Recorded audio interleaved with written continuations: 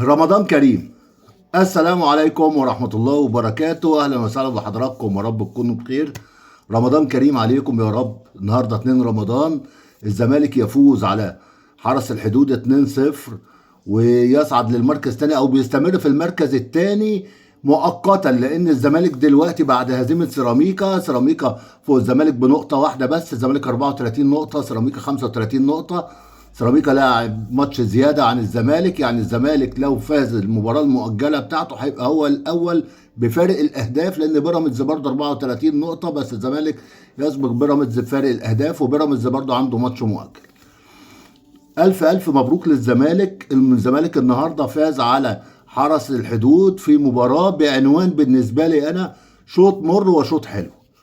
شوط مر لان الشوط الاولاني كان سيء جدا من الزمالك لعده اسباب هنحكيها مع بعض دلوقتي، ولكن لما تدخل معتمد جمال في الشوط الثاني وعمل تغييرات وظبط الملعب، الزمالك تفوق. ولو ان الاهداف اتاخرت للدقيقه 84، الهدف الاول لاحمد فتوح والدقيقه 90 الهدف الثاني لناصر منسي، ولكن كان الزمالك ليه اكتر من 4 فرص محققه في الشوط الثاني. الف الف الف مبروك للزمالك الفوز.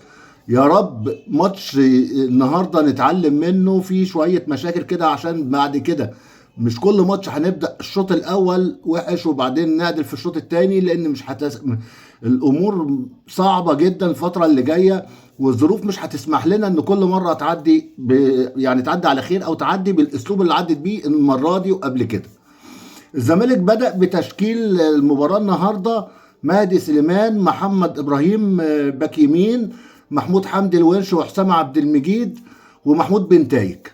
قدامهم محمد إسماعيل ومحمد شحاتة وعبد الله السعيد. قدامهم عدي الدباغ وناصر منسي واخوان بزيرة.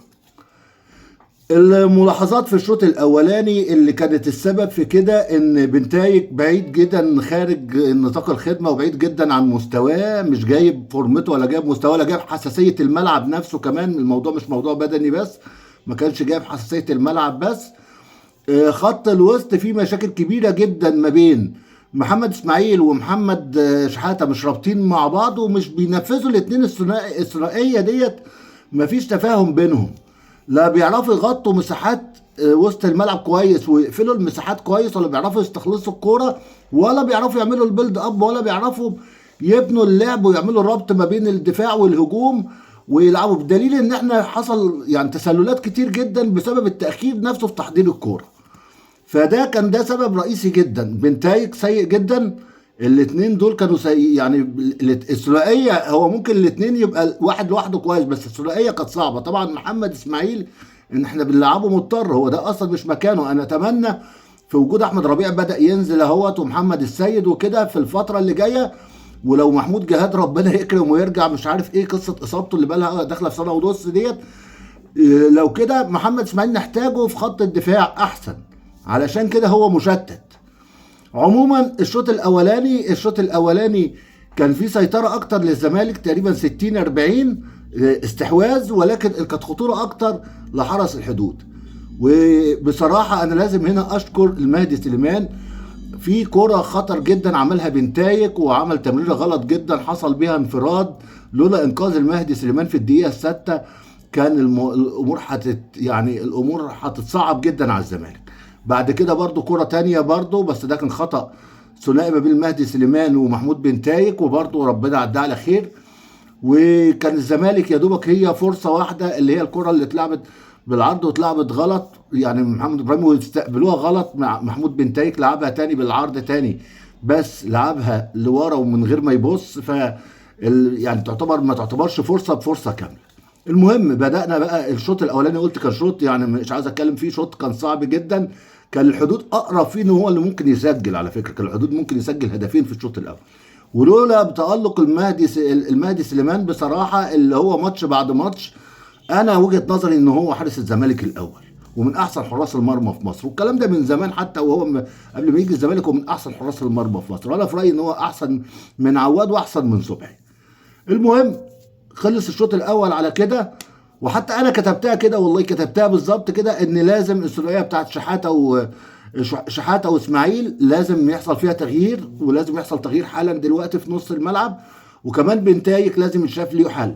المهم محمد السيد نزل في الشوط الثاني مكان محمد اسماعيل، حسنا فعل يعني معتمد جمال، ونزل بدات الامور تتظبط احسن بكتير لما نزل محمد السيد. بدا محمد شحاته كمان يتحرر لغايه بقى ما اتعمل التغيير القوي جدا اللي انا في رايي اللي هو قلب الماتش. احمد فتوح واحمد شريف نزلوا مكان عبد الله السعيد وعدي الدباغ في الدقيقه 60 61 كده. ده التغيير ده بقى عدل الملعب بقى والفرقه اتعدلت. بقى في جناحين، احمد شريف جناح اخوان بزيره جناح، اخوان بزيره جناح يمين على عدلته اللي بيلعب يخش برجل الشمال لجوه، واحمد شريف جناح ايسر جناح شمال، وناصر منسي راس حربه، وفتوح في خط الوسط. بقى فتوح هو ومحمد السيد ومحمد شحاته في خط الوسط. بقى في لعيبه كوره، محمد السيد لعيب كوره كويس، فتوح لعيب كوره كويس، محمد شحاته كمان اتحرر في وجودهم كويس جدا. وبدات تبان بقى، بدا عندك جبهات وعندك اجنحه وعندك اختراق من النص. اصفر ده عن اربع فرص حقيقيه. في كره فيهم لمحمد ابراهيم رفع كروس جميل جدا، محمد سيد جوه الستة ياردة، هو بس وجهها قريبه من الجون قدر يصدها باعجوبه. هو لو وجهها في الزاويه البعيده او في الزاويه اللي جايه منها، زي ما قلنا ان الكره تبقى جايه له كده يلعبها في نفس الاتجاه كده في زاويه عكس اتجاه الجون، كان الجون. بس طبعا دي مع الخبره هيتعلمها لان هو اصلا لعيب ديفندر مش راس حرب. وكره تانية انفراد تاني برضه لاحمد شريف، ضيعها بغرابه ولعبها بالعرض، يعني الكره جاله على رجله يلعبها ار2 ولا يركنها برجليه اليمين، لعبها برضه. ادي دي فرصتين لغايه بقى. والفرصه الثالثه بقى الهدف الاولاني في الدقيقه 84 اللي احرزه احمد فتوح، كروس من بنتايك، احمد فتوح داخل بيعمل تكمله واجب هجومي بتاعه، قابلها من الحركه وهو بيجري من الحركه، فهو بيجري من الحركه اديتها قوه واديتها مفاجاه لحارس المرمى الزنفلي. فوجئ بالكره فين؟ في الزاويه، وكره ضربه راس جميله جدا وخطيره جدا. ده الجون الاولاني. الجون الثاني بقى جه في الدقيقه 90 من كوره برضه، فتوح لعب الكوره مباشره لناصر منسي، ناصر منسي مش اوفسايد، وانفرد وطلع له الزنفولي قريبه جدا من نهائي الكاس مع بيراميدز. بس نهائي الكاس لعبها من تحت احمد الشناوي، دي لعبها من فوق لان احمد الشناوي كان طالع له بينط كده في لعبها له من تحتي. الكره ديت لا، الكره دي لعبها من فوق بكل هدوء كده من فوق الزنفولي، مشيت وقعدت تتهادى كده لغايه ما دخلت هدف. طبعا في الفتره دي محمد ابراهيم جاله شد عضلي، نزل مكانه عمر جابر. وبعدين في الاخر خالص اخر دقيقه بقى حصل برضو تغيير، بزيرة خرج ونزل احمد ربيع اللي انا مبسوط جدا ان يبدا ينزل ويبدا يتحرك ويبدا النهارده بقى مجمل الموضوع ايه؟ ان بنتايك لازم نشوف حل للجبهه الشمال والبنتايك مستواه، لان هو بعيد عن حساسيه الملعب خالص وتحس ان هو مش جاهز لا بدنيا ولا ذهنيا. ده بنتايك. ثنائيه محمد اسماعيل ومحمد شحاته ثنائيه صعبه جدا تتواجد مع بعض، لازم يبقى ليها حل، ولازم بعد كده الماتشات نبدا بالتغيير باحسن تشكيله عندنا عشان ما يحصلش اللي حصل النهارده واللي حصل قبل كده في ماتشات تانية. دي حاجه. اهم حاجه كمان احنا لازم نلعب بجناحين كاملين ثابتين، يعني جناحين يعني خوان بزيرة جناح ومعاه جناح تاني احمد شريف شيكوبانز ايا كان مين الجناح، يبقى في جناحين اساسيين. بزيرة بعد كده هتبدا تعتمد عليه يبدا يخش هو جوه الملعب وتعمل زي تمويه معين كده، وتعمل زي يعني شغل تكتيكي ان هو يخش جوه الملعب واللعيب تاني يكمل مكانه يخش في مكان 10، يحصل لا مركزيه وتبادل مراكز اهلا وسهلا. بس لازم يبقى في جناحين عشان يبقى عندك حلول. انما حته عدي الدباغ وناصر منسي الاثنين او اتنين روس حربه واحد فيهم بيبقى بياخد مكان الجناح، لا الموضوع صعب جدا. لما اتعادل الملعب ونزل فتوح 8 اللي برضه لازم نستغله 8 كويس جدا. احنا دلوقتي عندنا في كذا لعيب في الباك الشمال، فعندنا بنتايك موجود، عندنا ايشو موجود، عندنا احمد خضري موجود، فممكن فتوح نستغله في الحته ديت لان فتوح كورته عاليه جدا اعلى من اي لعيب كوره في مصر اصلا، فيقدر يعمل لنا الفارق. ودينا شفنا النهارده عمل اسيست رهيب لناصر منسي النهارده من الهوا في الجون الثاني، وهو ده فتوح ان هو يعرف يلعب بين الخطوط ويعرف يشغلك ويلعبك كوره. فتلعب بخط وسط كويس يعرف يعمل لك الربط بين الدفاع والهجوم، تظبط مكان الباك الشمال بتاع بنتايك اللي كان بره الخدمه النهارده، والاجنحه، ويبقى فيه اجنحه وراس حربه. هتعدل التشكيل ده ونلعب بيه ان شاء الله. حتى لما يبقى عندك واحد خارج يعني خارج المستوى او الفورمه بتاعته او اتنين، ممكن تقدر عليه، ممكن تقدر تعمل تغيير.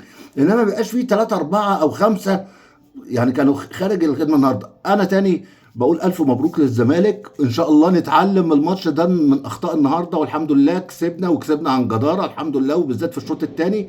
وانا قلت العنوان شوط مر وشوط حلو. وشكرا للاعيبه الزمالك كلهم، وشكرا لمعتمد جمال. بس خلي بالك خلي بالك، مش كل مره هنبدا نغير في الشوط الثاني ونبدا نعدل الفريق في الشوط الثاني.